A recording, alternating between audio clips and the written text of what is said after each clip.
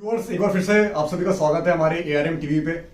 और आज हम बात करने वाले हैं अडानी ग्रुप के बारे में। अडानी ग्रुप आज के टाइम में ऐसा कोई है नहीं जिसको अडानी ग्रुप के बारे में पता ना हो। और जो न्यूज आजकल चल रही है अडानी ग्रुप के ऊपर, जो भी एलिगेशंस लग रहे हैं उसके बारे में भी हर कोई देख ही रहा है। तो चलिए बात करते हैं हिंडनबर्ग के बारे में। ये वो कंपनी है जिसने अडानी ग्रुप के ऊपर काफी बड़े एलिगेशंस लगा दिए हैं। तो जानते हैं हिंडनबर्ग के बारे में। हिंडनबर्ग जो रिसर्च कंपनी है, ये एक शॉर्ट सेलिंग कंपनी है जिसने एक 88 क्वेश्चंस और 32,000 वर्ड्स की एक रिपोर्ट तैयार की है अडानी ग्रुप के खिलाफ। ये रिपोर्ट 24 जनवरी 2023 को पब्लिश की गई और तब से ही मार्केट में एक बहुत बड़ी गिरावट देखी गई है अडानी शेयर के प्राइस में। तो जानते हैं जो ये हिंडनबर्ग रिसर्च कंपनी है ये करती क्या है। ये company forensic financial research company है जो बड़े बड़े बिजनेसेस हैं उनके बारे में रिपोर्ट्स निकालती है। जब भी वो कोई फॉल्ट हो रहा होता है, वहां पे कोई फ्रॉड हो रहा होता है, कोई मैनिपुलेशन हो रही होती है, और जो भी अनडिस्क्लोज डेटा है ये कंपनी वो चीजें डिस्क्लोज करती है, सबके सामने रखती है। तो व्यूअर्स, ये जो हिंडनबर्ग कंपनी है ये जर्मनी में स्टैब्लिश्ड है और इन्होंने जो एलिगेशन लगाया सबसे बड़ा वो ये है कि इन्होंने 85% अडानी ग्रुप ने स्टॉक प्राइसेस में मैनिपुलेशन किया 2020 से लेकर। और जो हमने देखा है अडानी शेयर के प्राइसेस जो राइज हुए हैं वो भी पिछले 2 सालों में 85% तक शेयर प्राइस हाइक हो गया। तो ये सबके लिए एक अचंभा वाली बात थी कि इतना ज्यादा शेयर प्राइस, इतनी बड़ी इवैल्यूएशन कैसे कंपनी ने खड़ी कर ली, जिसपे सबको शक हो ही रहा था। लेकिन जब ये रिपोर्ट आई तो सबके होश उड़ गए और काफी जो फाइनेंशियल इन्वेस्टर्स हैं उन्होंने फिर इस पे ध्यान दिया कि जो वो सोच रहे थे वो सही ही निकला आखिरकार। 2020 में इन्होंने मल्टीपल टाइम स्टॉक प्राइस को इंक्रीज करा और इन्होंने क्या करा, जब स्टॉक प्राइस को इंक्रीज किया तो इन्होंने अपनी कंपनी की वैल्यूएशन बढ़ा ली, जिससे इनको बड़े बड़े डेप्ट मिले। आपके बड़े बड़े बैंक से, बड़े बड़े इंस्टीट्यूशन से, बड़े बड़े इन्वेस्टर से इन्होंने अपनी कंपनी में इन्वेस्टमेंट ली है, जिसके कारण की जो कंपनी की वैल्यूएशन है वो दिन प्रतिदिन बढ़ती ही गई। ऐसी एक रिपोर्ट फिच ग्रुप के द्वारा भी निकाली गई थी जिसपे किसी ने ध्यान नहीं दिया और उसको भी गलत ठहराया गया क्योंकि उनके पास एविडेंस की कुछ कमी थी और उनकी रिपोर्ट पूरी नहीं थी। जो सबसे बड़ा की फैक्टर है उस पर भी हमें ध्यान देना चाहिए कि इस अडानी ग्रुप के जो मेन की मैनेजरल रोल्स हैं, जो चेयरमैन वाले रोल्स हैं, उनमें 22 में से 8 में इनके खुद के फैमिली मेंबर्स की पोजीशनिंग उस पे है, जिसकी वजह से अडानी ग्रुप को ये मैनिपुलेशन करने में और आसानी होती थी क्योंकि वो उनके खुद के मेंबर थे, फैमिली मेंबर थे।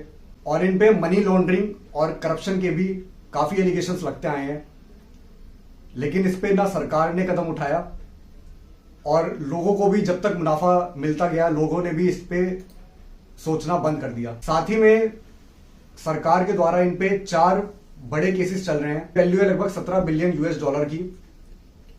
उन पे भी सेम मनी लॉन्ड्रिंग के केसेस हैं। साथ ही में इनकी कुछ शेल कंपनीज हैं इन्हीं के फैमिली मेंबर्स की, जो कि मॉरिशियस, यूएई और कैरिबियन आइलैंड में है, जहां से ये लोग टैक्स की चोरी करते थे। तो जो 218 बिलियन डॉलर का अडानी ग्रुप का इवैल्यूएशन है वो पूरी तरह से स्टॉक मैनिपुलेशन के द्वारा किया गया है। तो आइए व्यूअर्स, जानते हैं कि अडानी ग्रुप का इस पे क्या वर्डिक्ट है। तो जब ये रिपोर्ट आई 24 जनवरी 2023 में, उसके अगले दिन ही अडानी ग्रुप की तरफ से एक वर्डिक्ट था कि ये जो पूरी रिपोर्ट है वो मिस इंफॉर्मेशन से भरी हुई है, इसमें मैलिशियस कॉम्बिनेशन है और सिलेक्टिव इंफॉर्मेशन दी गई है। क्योंकि ये रिपोर्ट पब्लिश करने से पहले जो ये हिंडनबर्ग रिसर्च कंपनी है, इन्होंने हमसे ना बात करी, ना हमसे कोई भी इंफॉर्मेशन ली, ये इन्होंने अपनी मनगढ़ंत रचना करी है। साथ ही में हमारी जो कोर्ट है उसने भी इस रिपोर्ट को खारिज कर दिया है, जिसकी वजह से ये जो चीज है वो अडानी ग्रुप के पक्ष में जाती है अभी भी। अगली बात जो अडानी ग्रुप की तरफ से हुई वो ये थी कि इन्होंने जानबूझ के वो टाइमिंग चुनी जब इनका 20,000 करोड़ का एफपीओ आने वाला था 27 जनवरी को।